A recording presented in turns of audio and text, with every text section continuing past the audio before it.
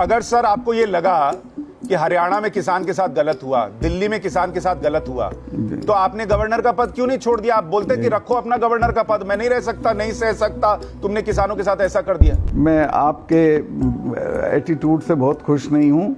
गलती करी, मैं आपको इंटरव्यू ग्रांट कर दिया। मेरा आपको मेरे साथ ये व्यवहार नहीं करना चाहिए, इस तरह बात नहीं करनी चाहिए। सर मैं क्यों छोड़ दूं गवर्नर का पद? जिसने मुझे बनाया वो अगर कह देगा नहीं गलत, मुझे आपकी शालीनता से कुछ लेना देना नहीं, और पब्लिक के जो मन में वो रखे, लेकिन मुझे गवर्नर प्रधानमंत्री राष्ट्रपति ने बनाया था, वो अगर इशारा भी कर देते या कर देंगे तो मैं 1 मिनट में छोड़ दूंगा। जहां तक मुझे ध्यान है सर, पहले शायद आपने कहा था कि ये कानून रहने चाहिए लेकिन एमएसपी पर भी कानून आ जाए। मैंने बिल्कुल ये नहीं कहा, आप मेरे मुंह में मत डालिए, और मैं आपको नमस्ते करता हूं, मुझे कहीं जाना है। मैं आपके एटीट्यूड से बहुत खुश नहीं हूं सर। मैं तो पत्रकार हूं, मैं तो सवाल पूछता हूं सर, और मेरे प्रश्न अगर आपको पसंद नहीं आए तो अरे मैं दिन भर पत्रकारों को ही भुगतता हूं। आपका जो एटीट्यूड है वो किसी का नहीं हुआ आज तक।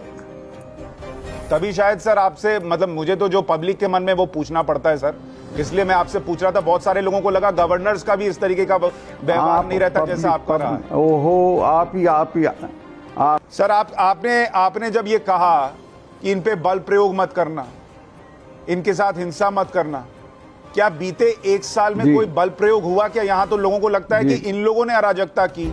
लाल किले पे क्या हुआ वो देश ने देखा, किसी को सिंगू बॉर्डर पर मारकर टांग दिया गया, वहां रेप हुआ, आपने इसका जिक्र नहीं किया। लेकिन जिसने कोई हिंसा नहीं की उसको आप वहां उनके बीच में खड़े होकर कह रहे हैं कि मैंने नसीहत दी, आप हिंसा मत करना।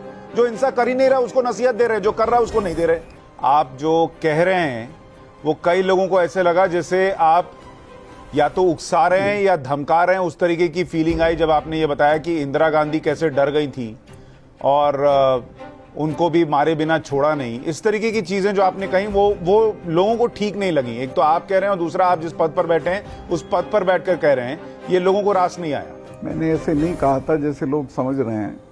मैंने सिर्फ ये बताया था कि ये लोग बहुत देर तक चीजों को याद रखते हैं।